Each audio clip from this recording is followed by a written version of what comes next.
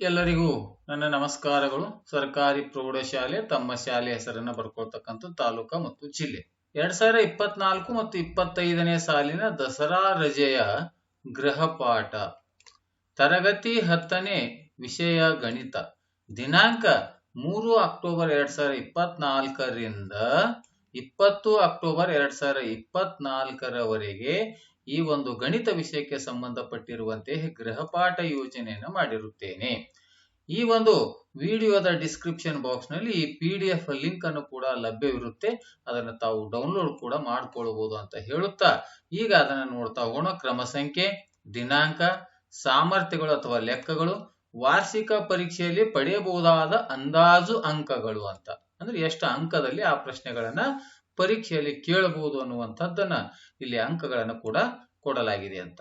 ಈಗ ಒಂದನೆಯದು ದಿನಾಂಕ 3 ಅಕ್ಟೋಬರ್ 2024 ತೆಗೆದುಕೊಂಡಿರತಕ್ಕಂಥ ಸಾಮರ್ಥ್ಯ ಅಭಾಗಲಬ್ಧ ಸಂಖ್ಯೆ ಎಂದು ಸಾಧಿಸುವುದು. 5 + √3 ಒಂದು ಅಭಾಗಲಬ್ಧ ಸಂಖ್ಯೆ ಎಂದು ಸಾಧಿಸಿ, 2 - √5 ಒಂದು ಅಭಾಗಲಬ್ಧ ಸಂಖ್ಯೆ ಎಂದು ಸಾಧಿಸಿ, 3 - 2 √5 ಒಂದು ಅಭಾಗಲಬ್ಧ ಸಂಖ್ಯೆ. ಈ ಪ್ರಶ್ನೆಗಳನ್ನ ಕೇಳಿದಾಗ 2 ಅಂಕದಲ್ಲಿ ಕೇಳ್ತಾರೆ, ಇದನ್ನ ಕೇಳಿದಾಗ 3 ಅಂಕದಲ್ಲಿ ಕೇಳಬಹುದು. ಅದಕ್ಕೆ ಒಂದೇ ಸಾಮರ್ಥ್ಯವನ್ನು ಒಂದು ದಿನ ಕಂಪ್ಲೀಟ್ ಆಗಿ ಆ ವಿದ್ಯಾರ್ಥಿಗಳು ಬಿಡಿಸ್ತಕ್ಕಂಥದ್ದು, ಆ ಪ್ರಶ್ನೆಗಳಿಗೆ ಪರಿಹಾರವನ್ನು ಕಂಡು ಹಿಡ್ಕೊಳ್ತಕ್ಕಂಥ ಈ ರೀತಿಯಾಗಿ ನಾನು ಮಾಡಿದ್ದೇನೆ. ಇಲ್ಲಿ 2 ಅಂಕ ಅಥವಾ 3 ಅಂಕದಲ್ಲಿ ಈ ಪ್ರಶ್ನೆಯನ್ನ ಪರೀಕ್ಷೆಯಲ್ಲಿ ಕೇಳಬಹುದು ಅಂತ. ಇನ್ನು ಎರಡನೇ ದಿನಾಂಕ 4 ಅಕ್ಟೋಬರ್ 2024ರಂದು 135 ಮತ್ತು 225ರ ಮಸ ಅವಿಭಾಜ್ಯ ಅಪವರ್ತನ ವಿಧಾನದಿಂದ ಕಂಡು ಹಿಡಿಯಿರಿ ಅಂತಿದೆ.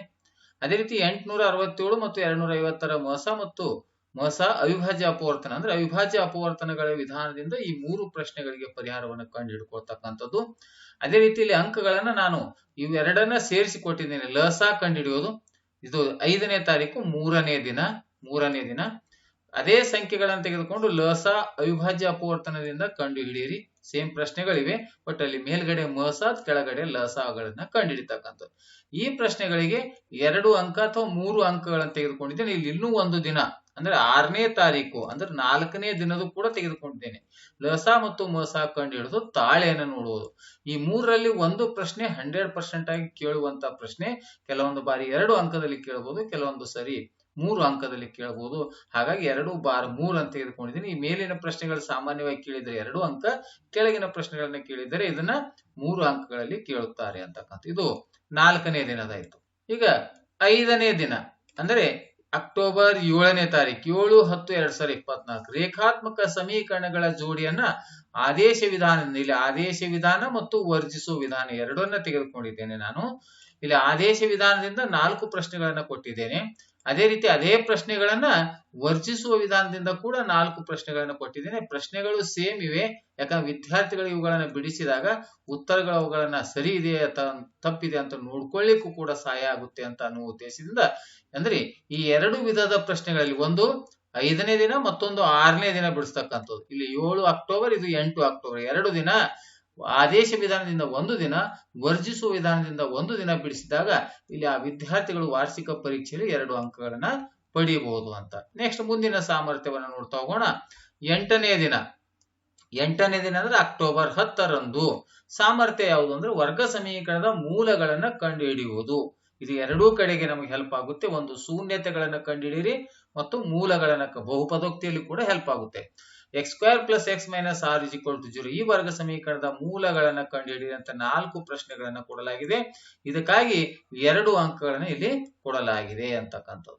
ಈಗ ಆ ಪ್ರಶ್ನೆ ಮೇಲ್ಗಡೆ ನಮಗೆ ಬಹುಪದೋಕ್ತಿಯಲ್ಲೂ ಕೂಡ ಹೆಲ್ಪ್ ಆಗುತ್ತೆ. ಇನ್ನು 9ನೇ ದಿನ ಅಂದ್ರೆ 11 ಅಕ್ಟೋಬರ್ 2024ರಂದು ವರ್ಗ ಸಮೀಕರಣದ ಶೋಧಕದ ಬೆಲೆ ಮತ್ತು ಮೂಲಗಳ ಸ್ವಭಾವವನ್ನು ವಿವೇಚಿಸುವುದು ಅಂತ 4 ಪ್ರಶ್ನೆಗಳನ್ನು ಕೊಡಲಾಗಿದೆ.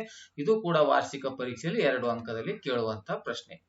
ಇನ್ನ 10ನೇ ದಿನ 12 ಅಕ್ಟೋಬರ್ 2024ರಂದು ಸಾಮರ್ಥ್ಯ ವರ್ಗ ಬಹುಪದೋಕ್ತಿಯ ಶೂನ್ಯತೆಗಳು ಹಾಗೂ ಸಹಗುಣಕಗಳ ನಡುವಿನ ಸಂಬಂಧವನ್ನ ತಾಳೆ ನೋಡುವುದು. ಇಲ್ಲಿ ಶೂನ್ಯತೆಗಳನ್ನ ಅಲ್ಲಿ ವರ್ಗ ಸಮೀಕರಣದಲ್ಲಿ ಆ ಒಂದು ಮೂಲಗಳನ್ನ ಕಂಡು ಹಿಡಿಯಿರಿ ಅಂತ ಪ್ರಶ್ನೆಯನ್ನು ಕೊಡಲಾಗಿತ್ತು.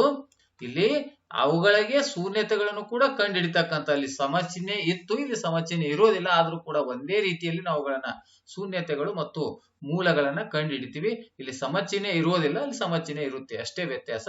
ಹಾಗಾಗಿ ಇದು ಬಹುಪದೋಕ್ತಿಯಲ್ಲಿ ಶೂನ್ಯತೆಗಳು, ವರ್ಗ ಸಮೀಕರಣದಲ್ಲಿ ಮೂಲಗಳನ್ನ ಬಿಡಿಸುವಂತಹ ವಿಧಾನ ಅಪವರ್ತನ ವಿಧಾನ ಅಂತಕ್ಕಂಥದ್ದು. ಈಗ ಮುಂದುವರಿದ ಭಾಗ ಇದು ಸಹಗುಣಕಗಳ ನಡುವಿನ ಸಂಬಂಧವನ್ನ ತಾಳೆ ನೋಡುವಂತ ಇದು 3 ಅಂಕದಲ್ಲಿ ಕೇಳುವಂತಹ ಪ್ರಶ್ನೆ. ಇದಕ್ಕಾಗಿ 3 ಅಂಕಗಳು ಅಂತ. ಇನ್ನು ಮುಂದಿನ ಪ್ರಶ್ನೆ ಸಾಮರ್ಥ್ಯ 11ನೇ ದಿನ ಅಂದ್ರೆ 13 ಅಕ್ಟೋಬರ್ 2024 ಎರಡು ಬಿಂದುಗಳ ನಡುವಿನ ದೂರವನ್ನ ಕಂಡುಹಿಡಿಯುವುದು. ಎರಡು ಬಿಂದುಗಳ ನಿರ್ದೇಶಾಂಕಗಳನ್ನು ಕೊಟ್ಟಿರುತ್ತಾರೆ, ಆ ಎರಡು ಬಿಂದುಗಳ ನಡುವಿನ ದೂರವನ್ನ ಕಂಡುಹಿಡಿಯುವಂತದ್ದು ಅಂತ.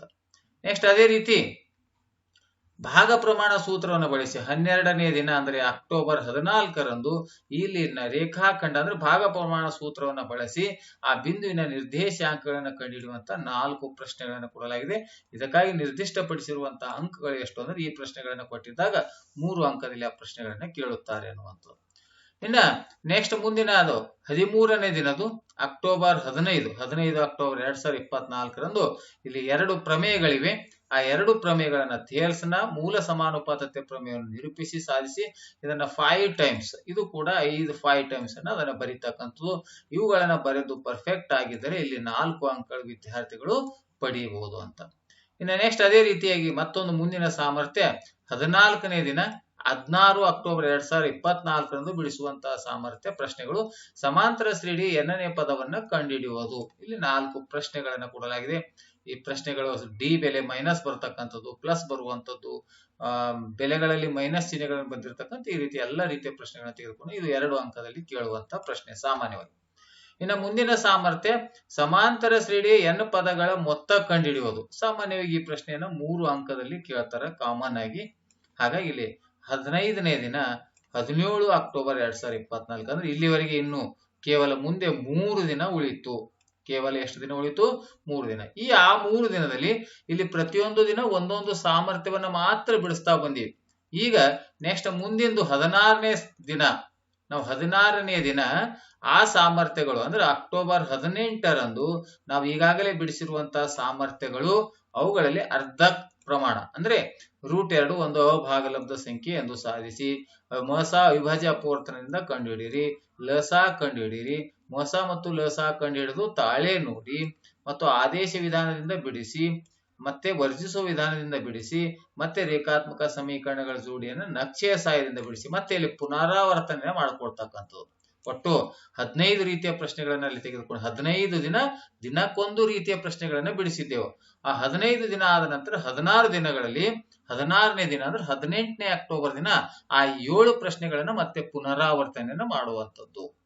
ನೆಕ್ಸ್ಟ್ ಅದೇ ರೀತಿ 17ನೇ ದಿನ ಅಂದ್ರೆ ಅಕ್ಟೋಬರ್ 19ರಂದು 19 ಅಕ್ಟೋಬರ್ 2024ರಂದು ಮುಂದಿನ ಪ್ರಶ್ನೆಗಳು ಅಂದ್ರೆ 7 ಸಾಮರ್ಥ್ಯಗಳಾದ ನಂತರ ಮುಂದಿನ 8 ಸಾಮರ್ಥ್ಯಗಳು ಅಂದ್ರೆ ವರ್ಗ ಸಮೀಕರಣದ ಮೂಲಗಳನ್ನ ಕಂಡುಹಿಡಿರಿ, ವರ್ಗ ಸಮೀಕರಣದ ಮೂಲಗಳ ಸ್ವಭಾವವನ್ನು ವಿವೇಚಿಸಿ, ವರ್ಗ ಬಹುಪದೋಕ್ತಿಯ ಶೂನ್ಯತೆಗಳನ್ನ ಕಂಡುಹಿಡಿದು ಅದನ್ನ ತಾಳೆ ನೋಡುವುದು, 2 ಬಿಂದುಗಳ ನಡುವಿನ ದೂರವನ್ನು ಕಂಡುಹಿಡಿಯುವುದು, ಭಾಗ ಪ್ರಮಾಣ ಸೂತ್ರ, ಥಿಯಲ್ಸನ ಪ್ರಮೇಯವನ್ನು ಸಾಧಿಸಿ ಅಥವಾ ಕೋನ ನಿರ್ಧಾರಕ ಗುಣವನ್ನ ಸಾಧಿಸಿ ಪ್ರಮೇಯವನ್ನು ಸಾಧಿಸಿ, ಸಮಾಂತರ ಶ್ರೇಣಿ 20ನೇ ಪದ ಕಂಡುಹಿಡಿಯಿರಿ.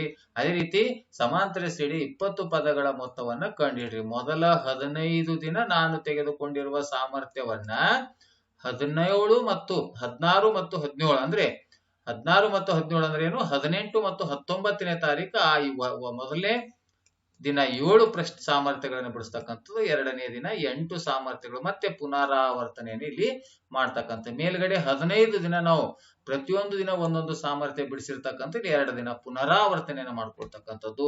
ಇನ್ನು 18ನೇ ದಿನ ಅಂದ್ರೆ ಅಕ್ಟೋಬರ್ 20ರಂದು ಒಂದು ಕಿರು ಪರೀಕ್ಷೆಯನ್ನು ಆಗ್ತಕ್ಕಂಥದ್ದು, ಆನ್ಲೈನ್ ಟೆಸ್ಟ್ ಅನ್ನುವಂಥದ್ದು.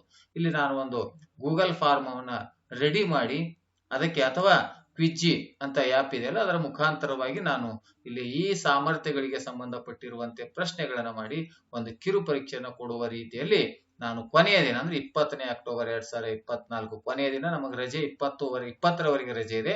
18ನೇ ದಿನ ಒಂದು ಕಿರು ಪರೀಕ್ಷೆಯನ್ನು ಕೊಡುವಂಥದ್ದು. ಆ ಕಿರು ಪರೀಕ್ಷೆ ಅಂದ್ರೆ ಇಲ್ಲಿ 10 ಅಂಕಗಳಿಗಾಗಿ ಕೊಡ್ತಕ್ಕಂಥ. ಒಟ್ಟು 15 ಪ್ರಶ್ನೆಗಳಿವೆ. ಸಾಮಾನ್ಯವಾಗಿ ಶೂನ್ಯತೆಗಳು ಮತ್ತು ಮೂಲಗಳನ್ನ ಕಂಡಿಡ್ತಕ್ಕಂಥ ಪ್ರಶ್ನೆಗಳಲ್ಲಿ ಬದಲಾವಣೆಯನ್ನು ಮಾಡ್ಕೊಂಡು ಯಾವ್ದಾದ್ರು ಒಂದು ಪ್ರಶ್ನೆಗಳನ್ನ ಕೊಡುವುದರ ಮೂಲಕ ನಾನು ಅವುಗಳನ್ನ ಇಲ್ಲಿ 10 ಅಂಕಗಳಿಗಾಗಿ ಅಂದ್ರೆ ಒಂದೊಂದು ಅಂಕಗಳ ಪ್ರಶ್ನೆಗಳ ತೆಗಿಬಹುದು ಅಥವಾ 20 ಅಂಕಗಳನ್ನಾದ್ರೂ ಮಾಡಿಕೊಂಡು ಈ ರೀತಿ ನಾವು ಕೊನೆಯ ದಿನ ಒಂದು ಕಿರು ಪರೀಕ್ಷೆನ ಮಾಡ್ಕೊಳ್ತಕ್ಕಂಥದ್ದು. ಆದ್ಮೇಲೆ ಈ ರೀತಿಯಾಗಿ ನಾನು ಈ ಒಂದು ದಸರಾ ರಜೆಯಲ್ಲಿ 18 ದಿನಗಳವರೆಗೆ ಅಂದ್ರೆ ಅಕ್ಟೋಬರ್ 3ರಿಂದ ಅಕ್ಟೋಬರ್ 20ರವರೆಗೆ ನಾನು ಒಂದು ಕ್ರಿಯಾ ಯೋಜನೆಯನ್ನ ಗೃಹಪಾಠವನ್ನ ವಿದ್ಯಾರ್ಥಿಗಳಿಗಾಗಿ ಮಾಡಿರ್ತಕ್ಕಂಥದ್ದು. ಈ ವಿಡಿಯೋ ಇಷ್ಟವಾದರೆ ದಯವಿಟ್ಟು ಲೈಕ್ ಮಾಡಿ, ಶೇರ್ ಮಾಡಿ ಮತ್ತು ಸಬ್ಸ್ಕ್ರೈಬ್ ಮಾಡೋದನ್ನ ಮರೆಯಬೇಡಿ ಅಂತ ಹೇಳುತ್ತಾ ಈ ವಿಡಿಯೋವನ್ನು ನೋಡಿರುವ ತಮ್ಮೆಲ್ಲರಿಗೂ ನನ್ನ ನಮಸ್ಕಾರ.